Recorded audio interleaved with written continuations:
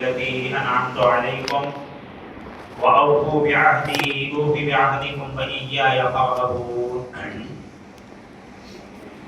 محترم اسلامی بھائیوں، رب العزت کا شکر احسان ہے اللہ تبارک و تعالیٰ نے آج کی رات میں ہم کو 29ویں رات کی تراویح پڑھنے کا موقع عنایت فرمایا۔ آج کی تراویح کے اندر الحمدللہ ہم نے پہلے پارے کی تقریباً آیتیں ہم نے سنی، اور ان آیتوں کے اندر اللہ تبارک و تعالی ایک خاص موضوع کو لے کر بحث کرتا ہے۔ یہ خاص موضوع کے سلسلے میں بہت ساری باتیں ان آیتوں کے اندر اللہ ذکر کرتا ہے۔ کیا ہے وہ؟ آپ آیت نمبر 30 پر 9 سے آیت نمبر 114 تک جہاں یہ پورا پارہ ختم ہوتا ہے، آپ اس کا ترجمہ پڑھو، آپ کو پتا چلے گا کہ اللہ تبارک و تعالیٰ ایک قوم کے بارے میں بڑی تفصیل سے جو ہے باتیں کرتا ہے، بڑی تفصیل سے جو ہے ذکر کرتا ہے اللہ تبارک و تعالیٰ۔ وہ کون سی قوم ہے؟ بنی اسرائیل۔ بنی اسرائیل کے قوم کے تعلق سے اللہ بہت ساری باتیں بتایا ہے۔ اچھا، یہاں ایک بات ہم کو جو ہے سوچنا چاہیے کہ اللہ تبارک و تعالیٰ قرآن کی ابتدا کر رہا ہے، قرآن کی شروعات ہو رہی ہے۔ جی، تلاوت کلام پاک کی ایک آدمی جب تلاوت کرتا ہے، کیا بات ہے کہ یہ خاص قوم کی اتنی تفصیل کے ساتھ جو ہے اس کا تذکرہ، کیا وجہ ہے؟ یہودیوں کے بارے میں اتنی تفصیل سے ذکر کرنے کی آخر وجہ کیا ہے؟ مفسرین کہتے ہیں دیکھو، اس کا مقصد یہ ہے کہ اللہ تبارک و تعالی یہاں یہ بتانا چاہتا ہے کہ وحی جب نازل ہوئی اس کے بعد سے لے کر قیامت کے دن کے صبح تک یہ قوم آنے والی ہے، اور یہ قوم اس کی شرارتیں، اس کی خباثتیں، اس کی برائیاں اس پوری دنیا کے اندر پھیلی رہیں گی، اور اس کے فتنوں سے سارے لوگ پریشان ہوں گے۔ اور وہی قوم ہے بنی اسرائیل، جی وہی قوم ہے یہودیوں کی قوم۔ جی، اسی کے سلسلے میں اللہ ہمیں یہ یعنی بالکل ہم سے جو ہے کہہ رہا ہے کہ تم بہت کیئرفل رہو۔ بھائیو، آیت کی شروعات ہوتی ہے ان کے بنی اسرائیل اور قوم یہود کے بارے میں اللہ شروع ہی کرتا ہے کیا؟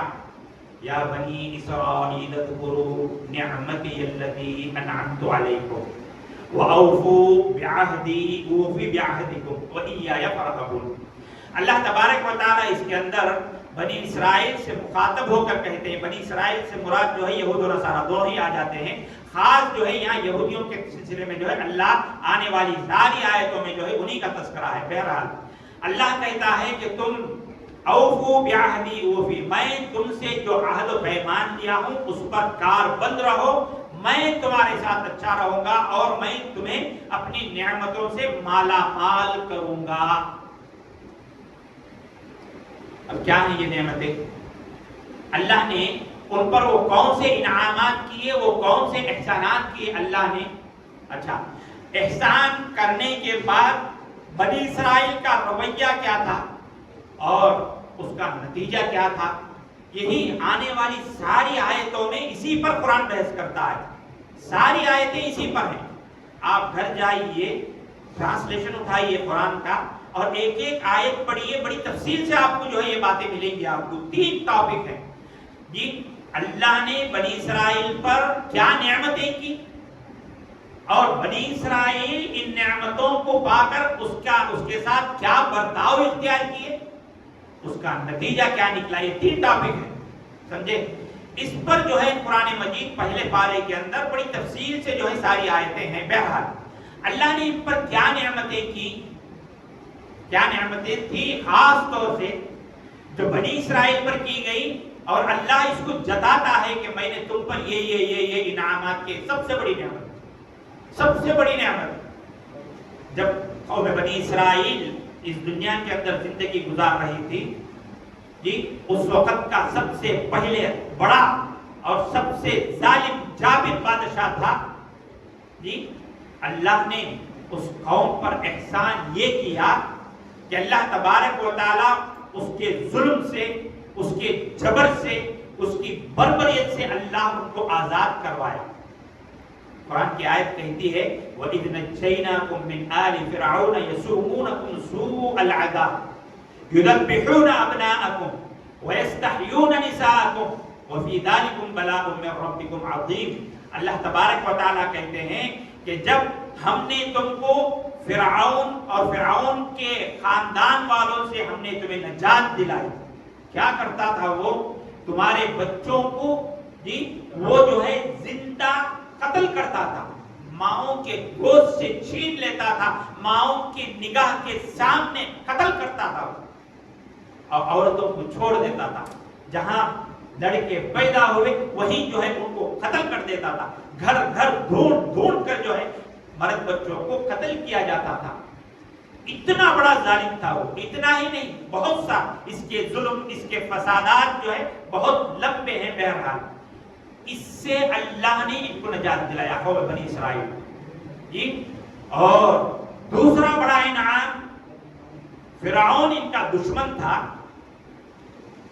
ان کے نگاہ کے سامنے دشمن کو ذلیل کیا، رسوا کیا، اتنے بڑے جابر اور ظالم بادشاہ کو ڈبویا اللہ ان کے سامنے، جو بہت کمزور تھے، جن کو بہت ستایا جاتا تھا، بڑی ستائی ہوئی قوم تھی۔ اس قوم کے سامنے جس کے بڑے چرچے تھے جی، دور دور تک جس کی بادشاہت تھی، وہ بادشاہ ایک کمزور قوم کے سامنے ڈوبا جی۔ بہت بڑی چیز تھی یہ، بہت بڑا انعام تھا یہ، اللہ کا انعام۔ اللہ یاد دلاتا ہے یہ ساری چیزوں کو۔ اور پھر میرے بھائیو، جب یہ لوگ یہاں سے نکل گئے جی، وہ ڈوب گیا اور اس کے بعد یہ لوگ وہاں سے گئے جی، ایک صحرا کے اندر یہ لوگ تھے، ایک صحرا کے اندر تھے، نہ ان کے لیے گھر، نہ ان کے لیے چھت کا سایہ، کچھ نہیں جی۔ تو ایسی صورت میں اللہ نے ایک اور انعام کیا ان کے اوپر، کیا؟ وَظَلَّلْنَا عَلَيْكُمُ الْغَمَامَ وَأَنزَلْنَا وَنَزَّلْنَا عَلَيْكُمُ الْمَنَّ وَالسَّلْوَىٰ۔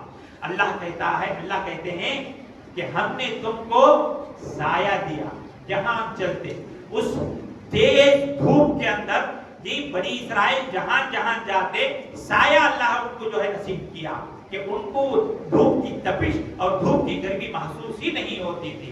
اتنا ہی نہیں، کھانے پانی کے لیے من اور سلوہ اللہ نے دیا ان کو، بڑے بہترین پرندے، بہترین گوشت، اور سلوہ ایک قسم کا جو ہے ایک مادہ ہے جو پینے کے لیے کسی قسم کے درخت سے جو ہے نکلتا تھا وہ۔ بہرحال یہ ساری چیزیں ان کے کھانے کے لیے دیا، پینے کے لیے پانی نہیں تھا۔ شکایت کی گئی اللہ کے حکم سے، اللہ نے کہا کہ تم اس پہاڑ پر، اس پتھری پر مارو، اپنے عصا کو لے کر مارا گیا۔ فَانْفَجَرَتْ مِنْهُ اثْنَتَا عَشْرَةَ عَيْنًا، 12 چشمے پھوٹ پڑے۔ یہ سارے انعامات تھے جو اللہ نے انہیں دیا۔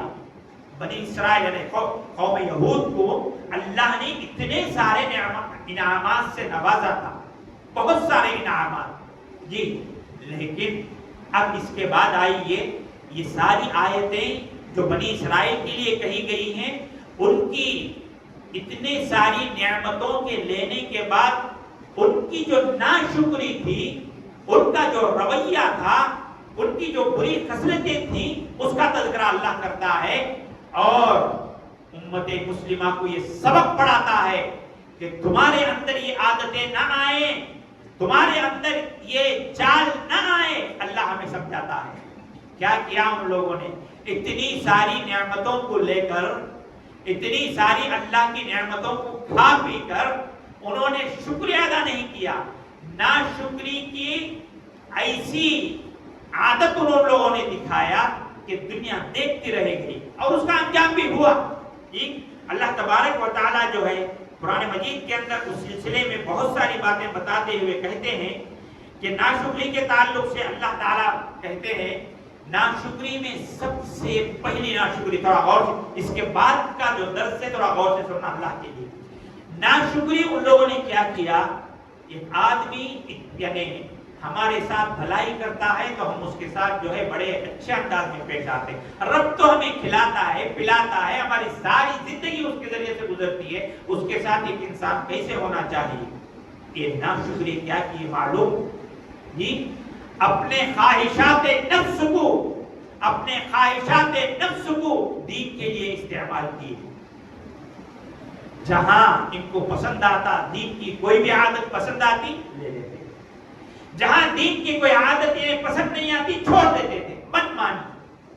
اللہ کہتے ہیں افتؤمنون ببعض الکتاب وتکفرون ببعض، کیا تم جی توریت کی کچھ چیزوں کو اپناؤ گے اور توریت کی کچھ چیزوں کو، اللہ کی کتاب توریت تھی نا اس ٹائم پر، تو کچھ چیزوں کو اپناؤ گے اور کچھ چیزوں کو چھوڑ دو گے؟ کتنی بڑی ناشکری تھی ان کی کہ اللہ نے ان کے اوپر اتنے انعامات کرنے کے باوجود یہ لوگ اس پر صحیح ڈھنگ پر عمل کرنے کے بجائے اللہ کی دی ہوئی شریعت کے ساتھ کھلواڑ کرتے تھے، مذاق کرتے تھے جی، اپنے خواہشات نفس کے پیچھے پڑ کر کچھ چیزوں کو عمل کرتے، کچھ چیزوں پر اگر پسند آ گئی، پسند نہیں آئے تو چھوڑ دیتے تھے۔ اب یہاں ہمارے اندر بھی ہم خود اپنے آپ پر بھی کچھ سوچنا چاہیے۔ امت مسلمہ کے کچھ لوگ بھی کچھ ایسے ہی ہیں، اس میں کوئی شک نہیں ہے۔ شریعت کا قانون اگر ہمیں پسند آئے فوراً لے لیتے ہیں، شریعت کا قانون پسند نہیں فوراً چھوڑ دیتے ہیں۔ جیسے ہم کہتے ہیں جی میٹھا میٹھا ہپ ہپ، کڑوا کڑوا تھو تھو، یہ حالت ہے ہماری۔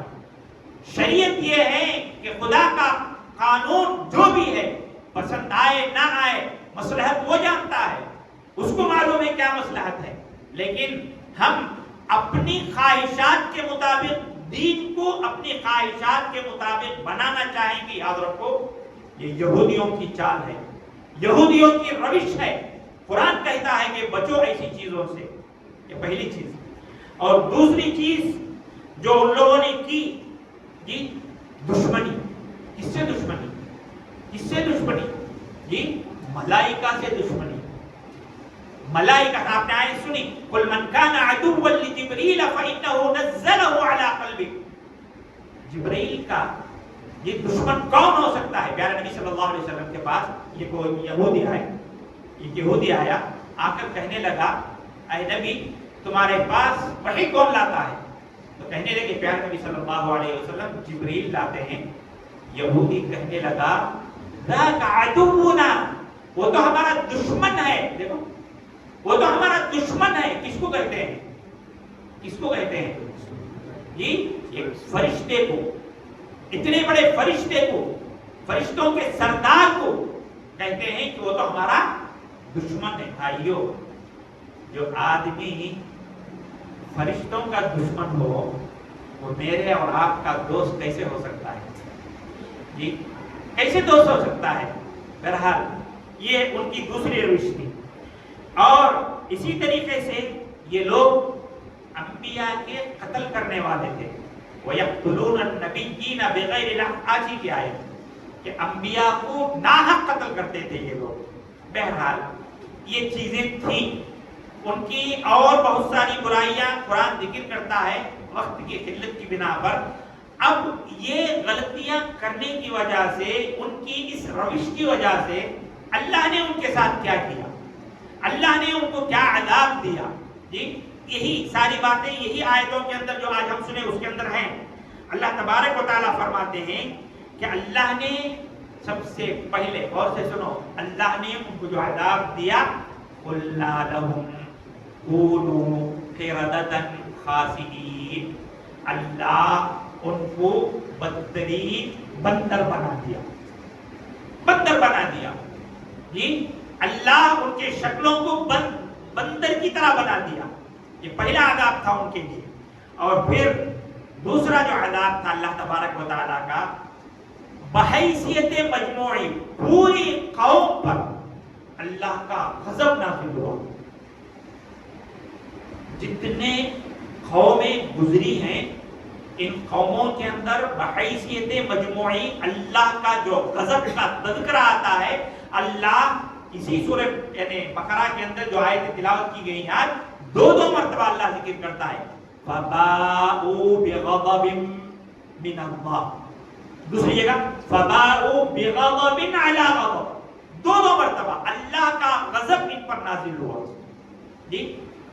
اور اس سے بڑھ کر جو چیز ہے, اللہ تبارک و تعالی ان پر ذلت و رسوائی کو مسلط کر دیا جی.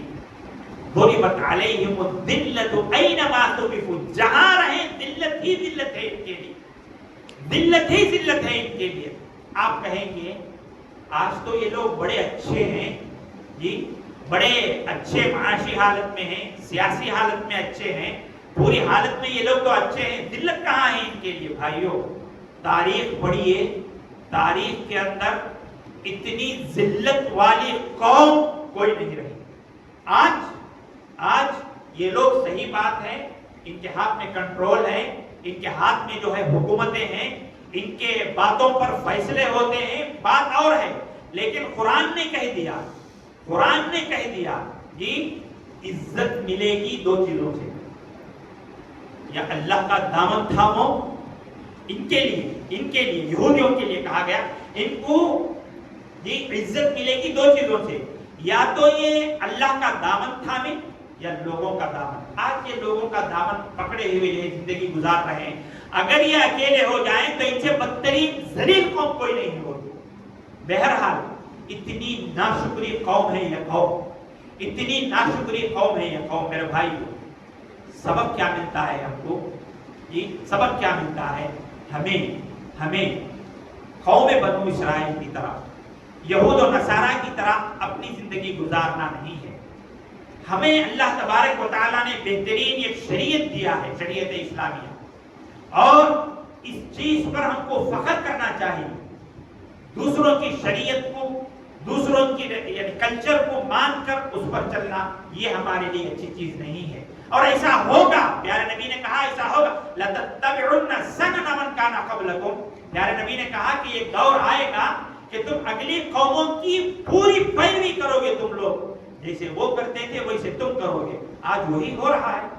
آج ہم یہود و نصارہ کی ہر بات کو جو ہے سر اور آنکھوں پر رکھ رہے ہیں, اور شریعت کی بات کو جو ہے ہم جو ہے چھوڑ دے رہے ہیں. غلط ہے میرے بھائی.